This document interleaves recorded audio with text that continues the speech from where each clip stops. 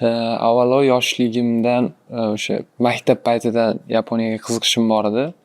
Keyin institutga kirganimdan keyin o'sha ikkinchi kursdami yapon tilini o'rganib boshladim. Institutga tugatganimdan keyin Yaponiyaga ketish uchun variantlar bor edi.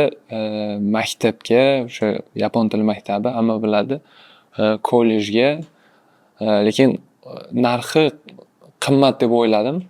O'shaning uchun keyin institut tugatganimdan keyin ishlab yurgan paytim migratsiya agentligini Telegram kanalida mana shu qurilish bo'yicha vakansiyani ko'rib qoldim.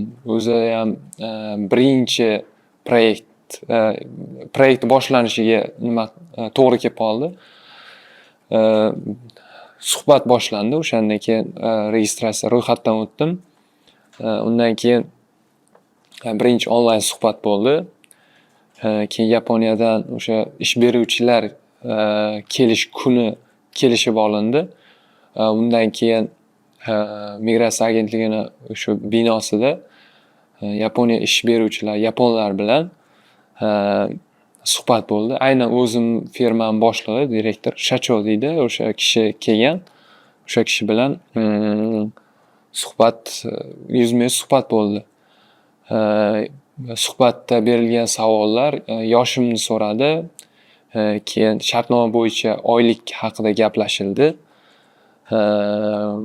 Keyin oilaviy sharoitim qanaqaligi so'radi. Nima ishlar qilganim so'raldi. Keyin bitta narsa so'ragani esimda, o'sha balandlikdan qo'rqmaslik so'raldi. Nimaga desa, bizani ishimiz o'sha balandlikda ham olib boriladi. O'shaning uchun xullas hamma narsasi to'g'ri kelgandan keyin kelishildi o'sha yerda. Xuddi partnyorlardek kelishilib, o'shandan keyin hujjat jarayoni boshlandi. Hujjat jarayoniga 4 oycha vaqt ketdi. O'sha 4 oy ichida Senmongo deydi, o'sha soha tili bo'yicha o'qidik. Suhbat jarayonidan o'tganimizdan keyin o'sha 4 oy hujjatlashish jarayoni bo'ldi. Umumiy qilib aytaman, o'sha ketgan summani davlat boji to'ladik, 3.300.000 so'm. Undan keyin 4 oylik kurs bepul bo'ldi. Hozir qanaqa bilmayman, lekin undan keyin 550.000 o'sha sog'liq tekshiruvidan o'tdik. Umumiy hisobda 3.850.000 pul sarflaganman ketishga. Bilet, boshqa xarajatlar ham kompaniya nomida bo'lgan.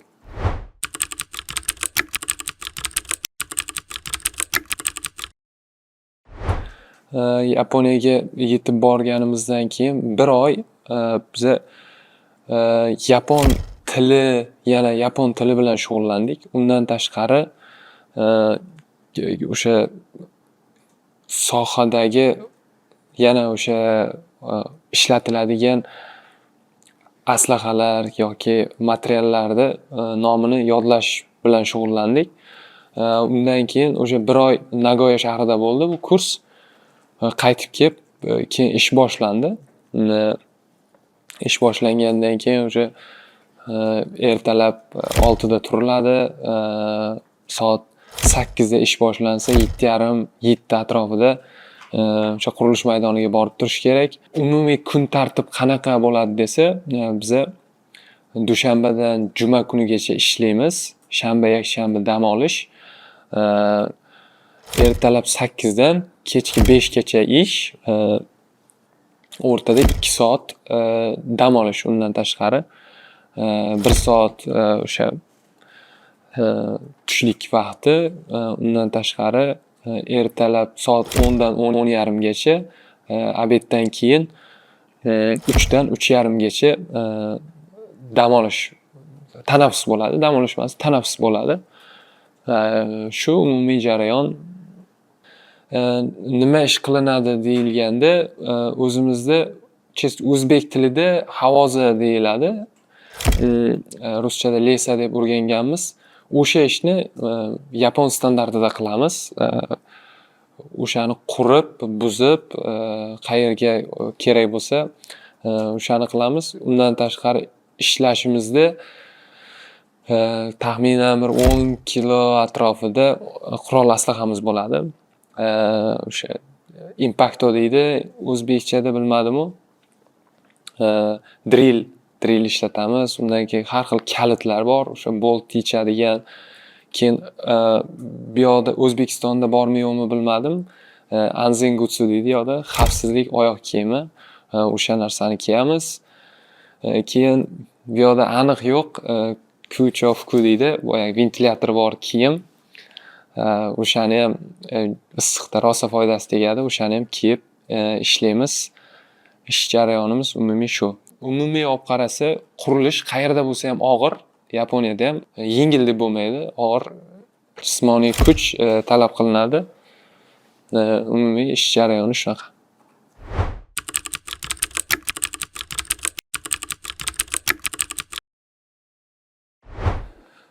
Hozir umumiy rejamni aytadigan bo'lsak, shartnomam 3 yil stajyor vizada.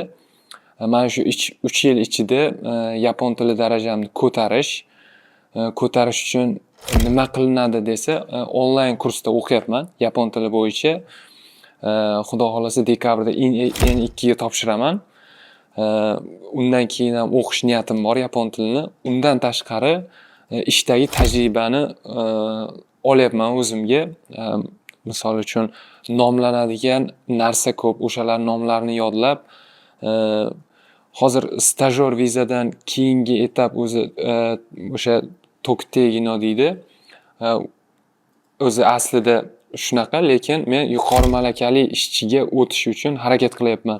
Buni sababi ma'lumotim oliy, ham yo'nalishim ham, soham ham aynan o'sha qurilish sohasini tugatganman.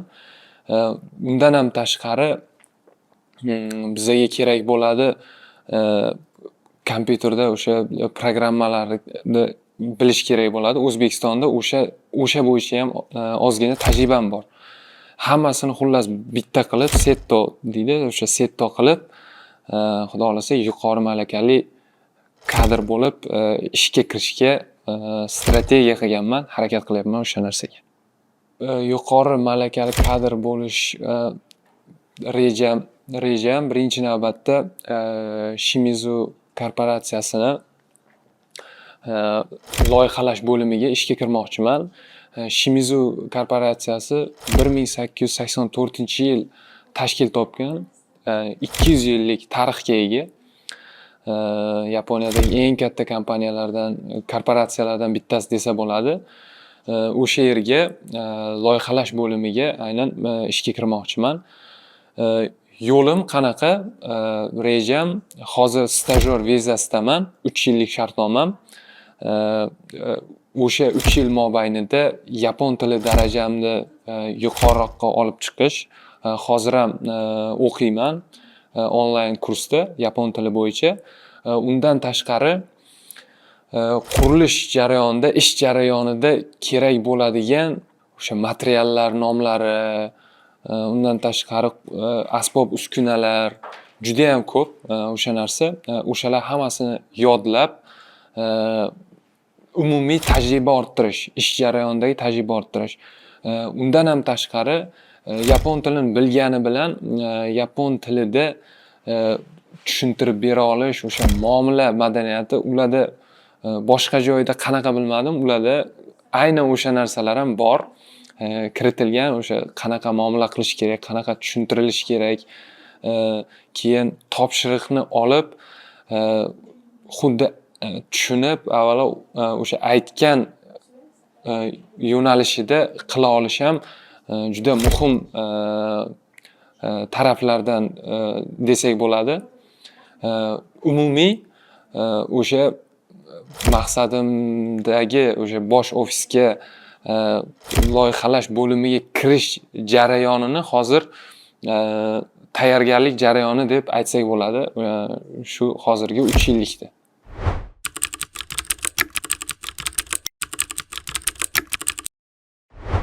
Ishdan tashqari hayotim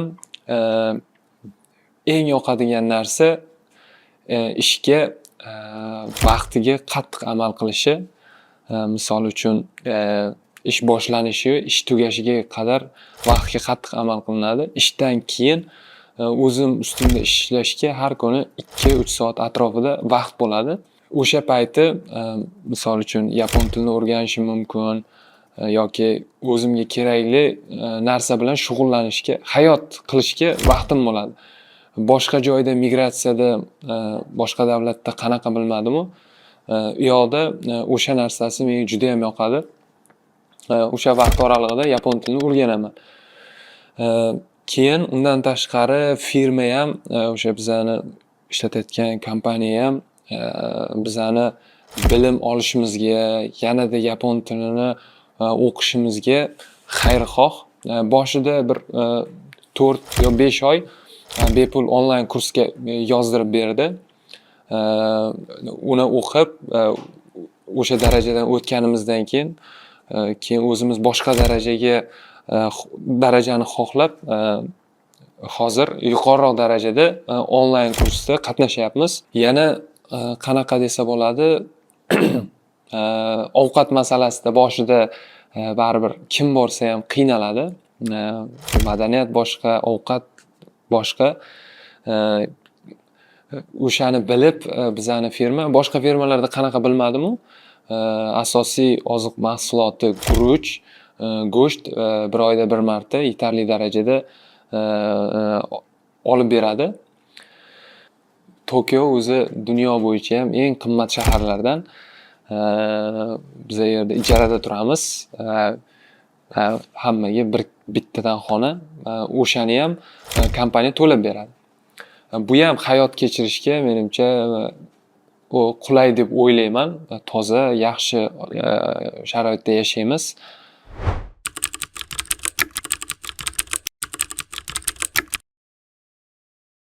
Shartnoma bo'yicha kelsak, 235 ming yena, yapon yenasi bizning oyligimiz. Undan tashqari uni ichida soliqlar, olib qolinadigan xarajatlar bor. Qisqa qilib aytsak, qo'lga tegadigani 150 ming yena atrofida.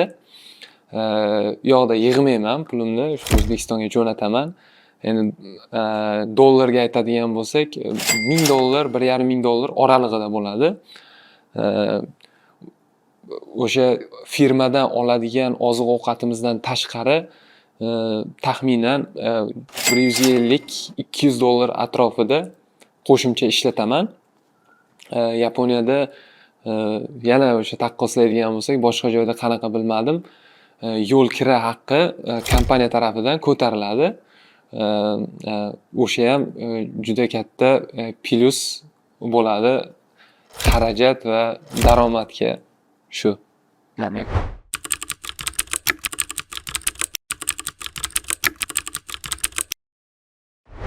Birinchi navbatda men e'tibor berganim u yoqda qurilishni boshqarish, o'sha qurilish menejmenti desak bo'ladi.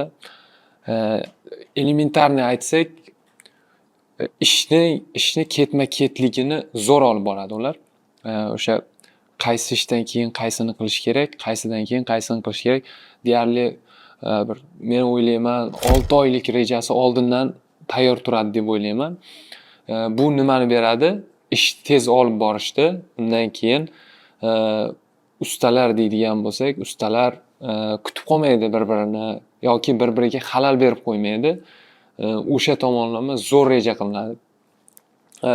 Undan tashqari o'sha narsani O'zbekistonda ham qo'llasa bo'ladigan yo'nalish deb o'ylayman. Qurilish menejmentini o'sha yerda o'rganib kelsa bo'ladi deb o'ylayman. Keyin hamma Yaponiya desa o'sha zilzilaga bardoshli binolar deb mustahkam binolar deydi. Umuman olib qarasa bu olamshumul kashfiyot deb o'ylamayman. Yillar davomida ishlab kelingan, o'sha tajribadan orttirilgan, undan tashqari iqlimdan kelib chiqib o'ylab qilingan tajriba desa bo'ladi. O'zimizda ham o'sha narsani bemalol o'rganib kelib qo'llasa bo'ladi. Uchinchisi, o'zimiz ham masalan qurilishda ishlaganmiz, uy qurganmiz. Ularda xavfsizlik birinchi o'rinda turadi. Inson hayoti hammasidan ustun. Qancha puli ketadimi, boshqa qiladimi, birinchi navbatda xavfsizlik ta'minlab qo'yadi. Balki kamchilik deb qarasa bo'ladi bu narsani. Juda ko'p maslahat qilinadi. O'sha narsa rosa o'zim ham ezilib ketaman.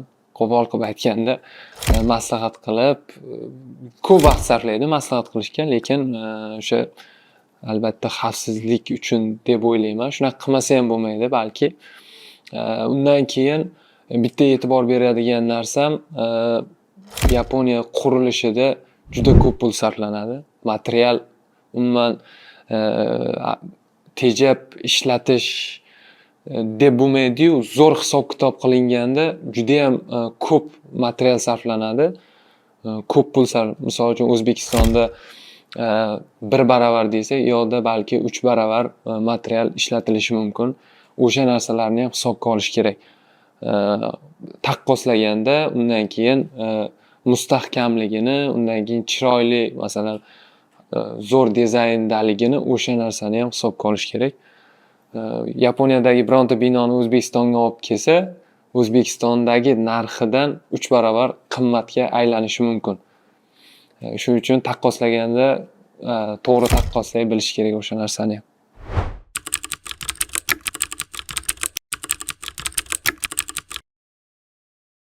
Kengroq qilib tushuntiraman. O'zimni dunyoqarashimda, masalan, 1 yil yashagan bo'lsam, u yerda 3 xil toifadagi odamlar ko'rdim deb aytsam bo'ladi. Birinchisi akademik yaponshunoslar desak bo'ladimi, yaponsevarlar desak bo'ladimi? Ular ilmiy sohada ketgan yoqqa. O'sha universitetda o'qiydi yoki magistraturada o'qiydi, yo ilmiy ish bilan o'sha yoqqa borgan. Ular akademik yaponshunoslar. Ikkinchisi romantik yaponshunoslar. Bu o'sha Yaponiyani illyuziyasini, o'sha Yaponiyani baribir boshqacha davlatligini eshitib, ko'rib, mehri tushib, shunaqa bo'lib ketgan. Uchinchisi o'sha eng xavfli toifadagi deb o'ylayman, materialistik yaponshunoslar deb o'ylayman. Ular faqat pul uchun ketgan. Faqat o'sha maqsad pul bo'lgandan keyin hamma ishni qiladi. Misol, u yoqda qonun qoida shunaqaki, yapon tilini bilmasa, faqat o'sha qora ishda qolib ketishi ehtimoli katta. O'shaning uchun ular, o'sha toifadagi odamlar o'z ustida ishlashi ham kam bo'ladi. Undan keyin jinoyatchilik ham men o'ylayman o'sha tarafdan kelib chiqadi ko'p deb o'ylayman. Shuning uchun Yaponiyaga borishdan oldin o'sha taraflarini hisobga olib, albatta tilni o'rganib, Yaponiyani sevib borish kerak deb o'ylayman.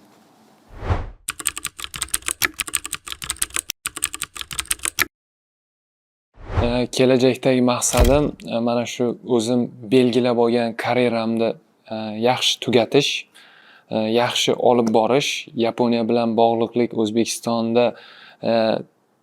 O'zbekiston bilan Yaponiyani bog'laydigan yaxshi kadr bo'lish, keyingi 10 yil deymizmi, keyingi 5 yil deymizmi, bor shu kuchimni sarflab tajriba, bilim orttirish, yo'da dunyoni tajribasi bor. Dunyo standartidagi tajriba bor. O'sha narsani balki kelajakda O'zbekistonda ham qo'llarmiz. Yaponiyaga boradigan odamlarga shunaqa tavsiya bergan bo'lardim. Birinchi navbatda tilni yaxshi o'rganish kerak. Ular tilni bilgan, ular bilan tilida gaplashgan odamlarni juda ham hurmat qiladi. Men o'zim yaqqol guvoh bo'lganman bu narsani. Undan tashqari aniq necha yil o'sha yerda karyera qiladi, necha yil ishlaydi yoki necha yil o'qiydi, aniq reja bilan borishini tavsiya qilaman. Bu nimaga yordam beradi? U yoqda hamma reja bilan yuradi. Oldindan qanaqadir muammolari chiqib qolmasdan, qiynalib qolmasdan yaxshi karyera qilishga yordam beradi. Nimaga deganda, reja bo'lsa, u yoqda ham hamma rejada shunaqa umumiy tushuncha. Shunaqa o'ylayman, bundan keyin Yaponiya bilan O'zbekistonni o'rtasida katta kollaboratsiya bo'ladi deb o'ylayman. Bu nima narsa? Avvalo bizadan o'sha ishchi kuchi olib ketilinadi. Bu yaxshi imkoniyat u yoqda karyera qilishga. O'shaning uchun tilni yaxshi o'rganish kerak. Qiziqib madaniyatni ham o'qish kerak. Shunda uzoqroq karyera qilsa bo'ladi u yoqda. Yosh payti borsa, misol uchun 18-20 yosh atrofida borsa, ayni muddao deb o'ylayman. O'sha o'zimizni o'zbekchilikdagi uylanish vaqtiga qaytib kelishga yaxshi karyera, yaxshi tajriba orttirib keladi deb o'ylayman. Shu oxirgi xulosam.